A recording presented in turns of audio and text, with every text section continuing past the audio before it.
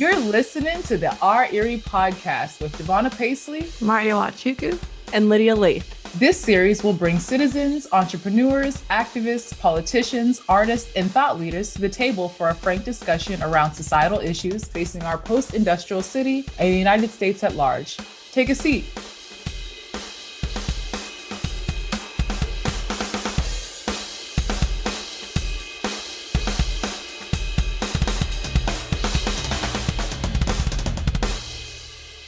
When it comes to the next season, like, what is it? Some things that we, that you gentlemen want to see us talk about, that you want to see us maybe tap into. Corey, you want to go first? No, how about you go? Sure. I mean, I love that you all hold power accountable. I think that I posted a little bit about this today, but my main worry would be that progressives would get apathetic and comfortable with having, the comfort food of Joe Biden and control of both houses of Congress. I think that would be a great mistake, and that now is really the time actually to turn up the heat a lot, because now is when instead of just, I'm sure all of you have felt, instead of feeling like just beating your head against the wall, now you might actually be able to shift things a little bit in a direction. It's so I welcome seeing more, calling people out, looking for opportunities to move Erie forward. Yeah. That's my top wish, I guess. Kind of along the lines of business, kind of what we were talking about a little bit with Laythe music. I think different things like financial literacy and things like that would be good topics to kind of discuss and kind of give that type of information to different groups. And even now with COVID and how things, I think, will eventually rebound. And a lot of the programs now that are out there for entrepreneurs. But I think business is really going to look a lot different, and people are going to have to start finding different type of niches and knowing how to navigate the different business language, financial literacy, those type of things. I think those are good conversations to have right now as we're kind of transitioning into a different part of this pandemic. Yeah. Well, and I think what's cool is that, like, Davona, you're so integrally involved in Erie's Black Wall Street that has been engaging in a lot of those discussions. Mm-hmm. So maybe we could do better at like lifting up those opportunities for folks, because why reinvent the wheel when, like, you're literally doing exactly that work already. And I've loved seeing that promoted.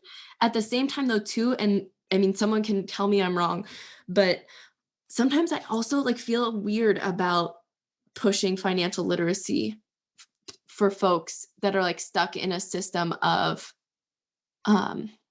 inequity, or when we don't have a livable wage, how much financial literacy does someone need to learn to make $15 out of $7? You know what I don't know. Sometimes I worry about not necessarily the balance, or I feel frustrated, not from Erie's Black Wall Street, but from particularly when it comes from white people, but when people in power, like the mayor or big nonprofits in Erie, say oh, well, if they just had more education, or if they just had financial literacy, or if they just had more awareness, when it always puts the blame back on the individuals for why they're in poverty, that sits with me weird. And so maybe it's partnering them, and maybe that's processing this out loud right now, but maybe that's the balance, is partnering,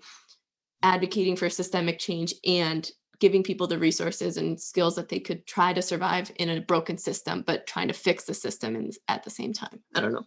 I think being at the ground level and working with families and kids like I have over the last couple of years, there's two issues that really I think have stuck out to me. And it's one, when I say financial literacy, I mean, credit is a huge part of that. Mm-hmm. And so I think on average, I read a statistic that people with bad credit over a lifetime, they pay over $400,000 more in higher interest rates and fees than somebody who had good credit. So just knowing how to manage credit at the end of the day would really help to solve some of the issues. And we get into a pandemic like this, people can't even borrow $200-300 from a bank if they're $500, $1,000, because their credit is so bad. And now they can't, they're in food lines and everything else. So that's one aspect of it. And then for education, and it kind of lines back up with credit, parents and kids had wanted to go to school, but they didn't know how to apply for student loans. That whole process was just totally foreign to them. So it just kind of deterred a lot of people. And there was a lot of kids that had so much talent and potential. And when I worked at the Y, there was probably about 300 kids that I worked with. And there was a couple, probably about 70 or 80 that was graduating. And out of that 70 or 80, only like 2 went to college. And a lot of it was because they didn't have the information and the knowledge. And that, I'm not saying that we need to be teaching from a textbook, this is what financial literacy is, but really emphasizing the importance of credit and how that can impact, maybe not you getting rich, but your ability to leverage capital to maybe even start a business or do certain things that you might want to do. When you have bad credit, there's nothing that you can do unless just make whatever money that you make from week to week. You don't have that ability to borrow, let's say $10,000 to, if you wanted to start a media company, to invest in a camera or something like that. You don't have that opportunity. And so that's kind of what I mean by financial literacy. Yeah, I agree with that. And, even at Erie Black Wall Street, like we've only been a nonprofit for the last couple months, but we've actually had a couple workshops regarding what we're talking about, credit. We had Know Your Score. Actually, we did that. I want to say in maybe October, we did a Know Your Credit Score workshop. Then we just recently, then we did a budgeting basics workshop. And these are things we're going to be doing all the time, and they're free. And that's really one thing that we really wanted it to be, was we wanted things to be free, accessible. And that the accessibility is what we're trying to work on, because we're a small team. We're like, we need to put more out there to let people know that these classes are free. And we do have certain things like incentives after them, but giving the knowledge to our community is super important. And sometimes it doesn't mean that you have to pay $50 for a class to learn or $30 for a class. We want it to be like accessible to people. And that's really one thing that we really do want to work on, and really bridging that gap of financial, of knowing about budgeting, knowing your credit. And that's all under financial literacy. Even if we are in a system of capitalism, we can still educate. And we can still educate people about equity. So even at the workshops, we educate the people about equity. We educate them about our system, how things are. But this is what you do to maintain yourself while you're obviously in this system. So I think it's just like Corey had said, like you had said, Lydia, it's just a balance of, we just have to balance it, honestly. And you're not going to teach somebody how to manage like $50,000, $100,000 if they don't even have $200 in the bank. Right. But how can we start those baby steps to talk about credit and how to kind of start to dig yourself out of the hole to where you can make some progress. And I love the work that Black Wall Street is doing. I've been paying attention. I saw Tashana was on there. Yes. So good to see, her. Yeah, she's actually getting ready to do another workshop with us, because we did a pathway to home ownership workshop, which is going to be we're having this is going to come out on Tuesday, but this weekend will have been our third workshop, which will be on with realtors, like realtors knowing, and with that. But then we'll have a workshop after that will focus on like the end, when you're ready to then go and get a home. So it's just, thank you all for supporting, and thank you, Corey, for what we really just want to keep the momentum of building in our community. And yeah, there's a lot more I can say about that. And stuff behind the scenes, like I've seen donations that you guys have been doing. So I mean, that's just excellent work. Thank you. There's Black Wall Street. So I appreciate that. Yeah, I appreciate that. We just want more collaboration too. So we have to reach out in a little bit. So. And you're all just, I mean, like really, you're young, right? Like that, as you said, that nonprofit is also very young. So it's like, maybe a wish for season 2 also on the flip side of like holding people that are currently in power, holding their feet to fire, maybe kind of highlighting some of like the leaders in the community that maybe could have like a little more light shown on what they're doing or what their ideas are for Erie. Maybe introducing the community to, not just businesses and communities that don't have a voice, but maybe also for some like thought leaders or, some people that are trying to, imagine a better Erie and actually put some action into place that maybe just need, some extra help or a hand up or something like that too. Might be good to have some of those conversations as well. Mm-hmm. Just to pile on to that, right? Yeah, again, which I hear as collaboration and collective, like a collective effort on things. Mm-hmm. I will say, I've actually, while you're saying, like, I think I want to hear from Marty. Like what Marty, you a little, I know Marty's chilling right now. I don't want to overpower the conversation. Marty, you got anything to say with us? What did you love about season 1? And have you thought about like some season 2 aspects that you would really like to see more of or jump into? Or I've enjoyed having a weekly blocked out time where I get to hang out with you all, and then also have an additional guest where we can have like awesome conversations.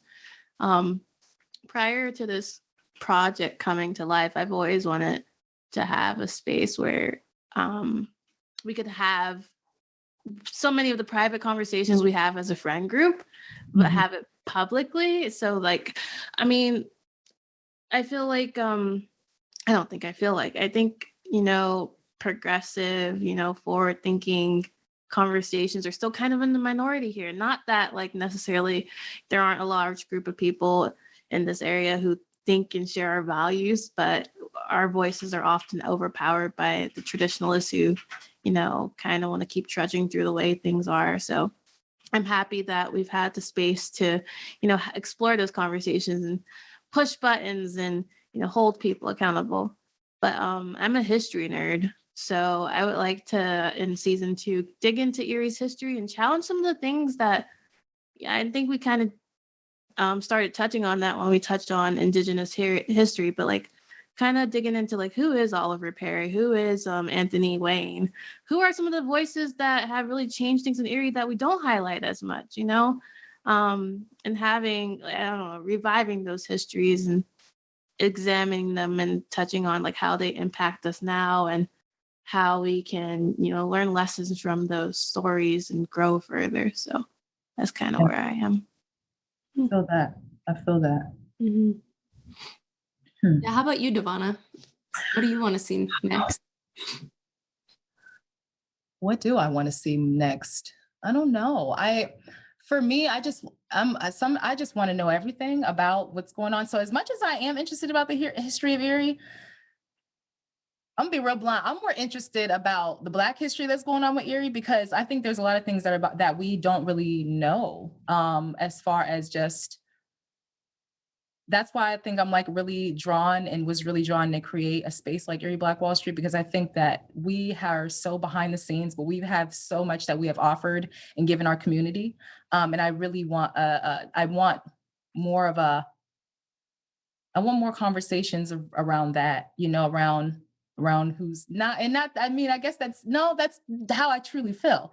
I do feel that way. I feel like I love when we have Corey on here. We've had Dr. Matthews on here. We've had thought leaders, people who are on here that are African-American, Black, that have really truly inspired my life. And then I'm also watching them and seeing what they do in the community. And I just really want more. I want to get more of those voices on our show.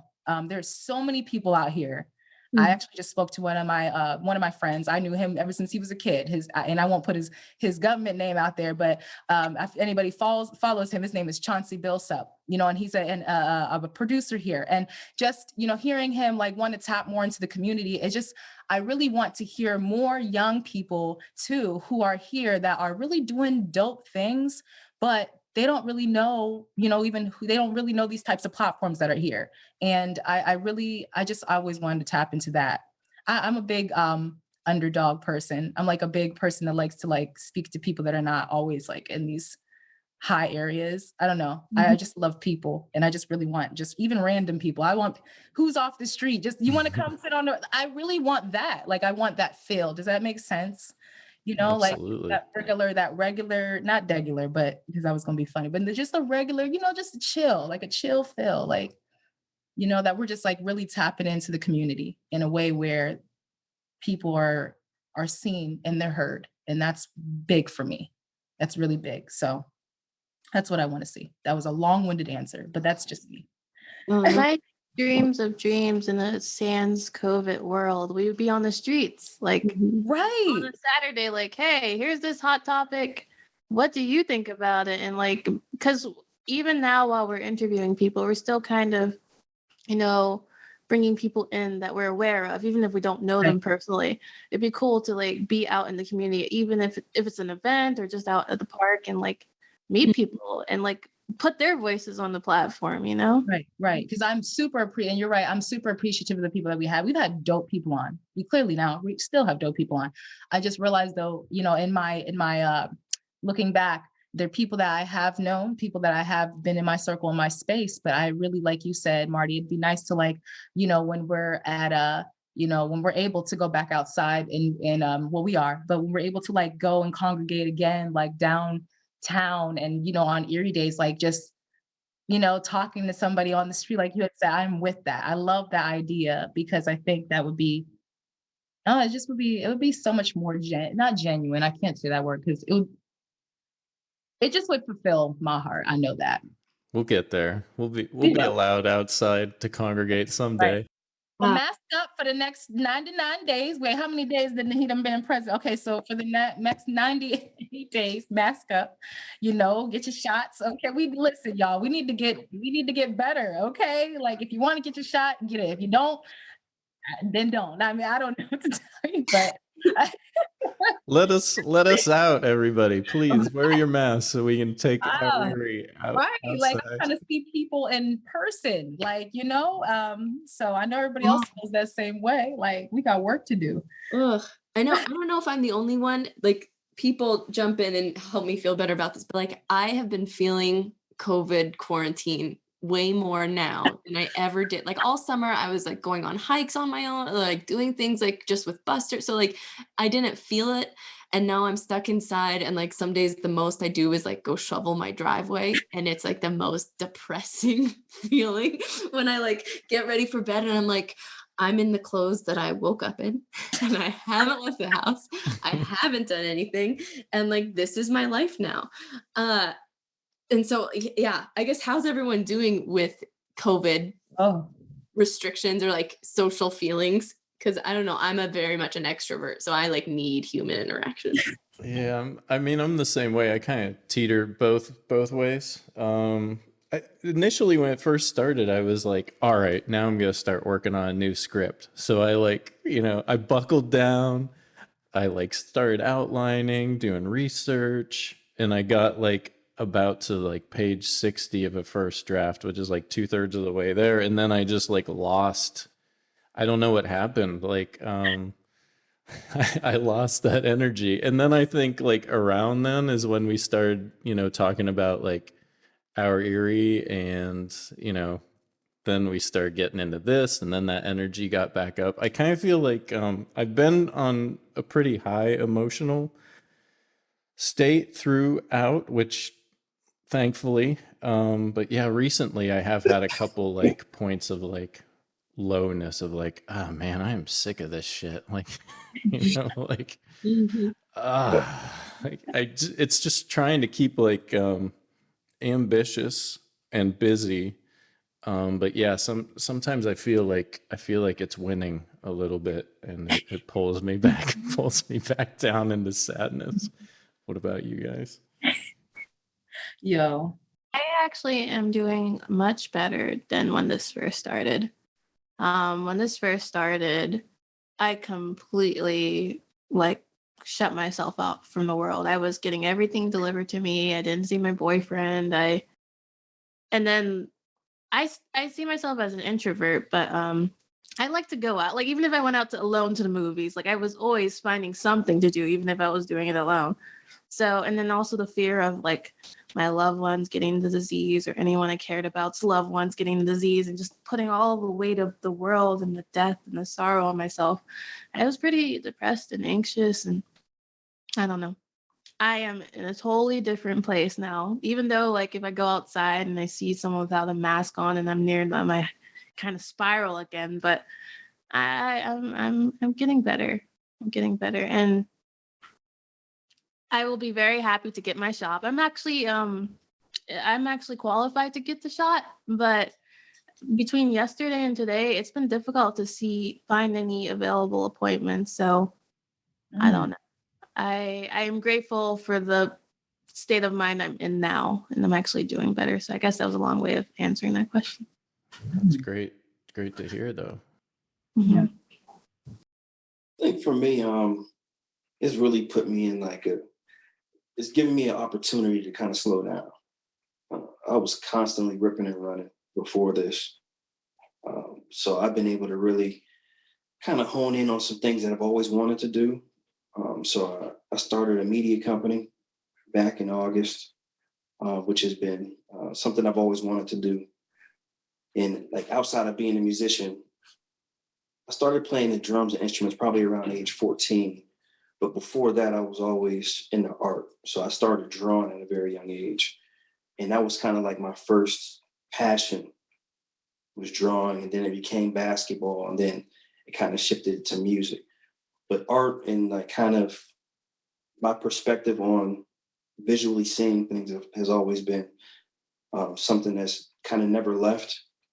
And having the opportunity to kind of develop a media company and start to do photography and start to do video work has really been, it's kind of really shifted me away from music a little bit, to be honest. But I've been really loving just kind of the whole journey and just like navigating the whole business side of it has been really intriguing. Spending more time with my family has been good because, I mean, my schedule is hectic now, working third shift, and then homeschooling all day, and then trying to get a couple hours of sleep and going back in third shift. But it was even worse before that. So this has kind of really helped me slow down a little bit, spend more time with the family, get some business things done. I've got a lot of things done with the organization still, even with life. We've started branching off and doing other things outside of music. But we've got some science classes and coding classes coming up that we'll be doing free classes for kids. We're doing cooking classes. Of course, the music stuff, we did a free piano workshop. I got a drum video coming out for our online drum course. So it's been able to slow down and really get a lot of these ideas and these things out has been good. The negative side of it, I mean, just starting to be away from family so much is kind of starting to take a toll. I don't go to my parents' house anymore because I work for UPS, so I still have to go to work. I never stopped working when the pandemic hit. Actually, I've worked more at UPS just because, I mean, our volume has gone up quite a bit because everybody's ordering things online. So yeah, so I've been kind of detached from the family. Like I used to travel a lot. That's kind of not happening anymore. So I miss that. But as far as being able to spend time with the immediate family, the kids, and doing small things around the house, cooking every night, making breakfast in the mornings, that stuff has been really good. You're adapting. Wow. That's awesome. And to hear that that's your slowed down version is hilarious. Yeah. That's slow for you. That sounds insanely busy to me. I love John kind of knows I was working full time at the Y. I was still at UPS working third shift. I still had the family going on. So it was a lot of things that I was still doing camps out of town. So it was a lot of things going on. But you can do it, right? Like if you're, you just gotta want it. I mean, not to like, oversimplify it or whatever, but yeah, Corey, I'm sure you get asked a lot too. And I'm sure all of you do, like, how do you do that in a job? And like, it's just like, yeah, you gotta like time manage it. It's a lot. You got family, you got marriage. Like it's a lot to balance. I want to ask you about your self-care routine, but I want to hear from everyone else before. Yeah, I was gonna ask. Yes, we need to know if Corey listen. Better add some self-care in that life now. Okay, Mom. That's me. So my self-care, I think, might be a little bit different. So I go out every day, and people are connected to me on Facebook.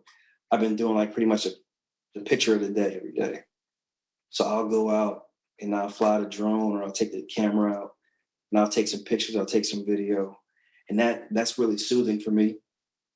So that being able to play the drums, I play the drum. I try to play every day, but if not, like at least probably every other day I'm practicing. So that's kind of, soothing for me. On the weekends, I try not to take on too many things. So tomorrow I don't have anything scheduled, so I can sleep in as long as my daughter doesn't wake up early. But on the weekends, I'm up by like probably 5:30 now. And that's sleeping in for me because I'm used to waking up at 11 o'clock at night and going just doing things like that that I'm really passionate about, that I love to do. That's not work for me, is kind of my version of what self-care is. And then, spending time with my family on the weekends, things like that. That's awesome. Yeah. Well, and that's what we've talked about before when we talked about self-care. It's like, it's whatever you want it to be. I think it's all about intention. So if your intention is like, this is for me, then it could literally be like, it could be cooking dinner, even though it's a necessity. If your intention is like, this is for me and I'm doing this because I like it and I'm doing it, like for myself, to nourish myself, like it can be anything. So yeah, that's awesome. And real quick, not to brag or boast, but my cooking skills have gotten very good for the pandemic.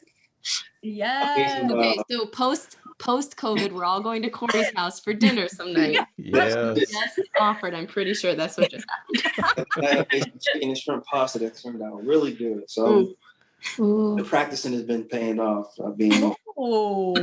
There was no reason for Corey to mention that other than to say, yeah, I want to cook for all of you. That's what I got. That's what I got. I heard that. Right. I think we need to let yes, I will bring you the wine. Like, if you drink. I'll bring the Wegmans wine. Right. We got to make it happen. Okay, that's how I love food. The thing is, we'll hold you to it, Corey. We're not joking. Right. I say things in a joking way, but like, we'll be there.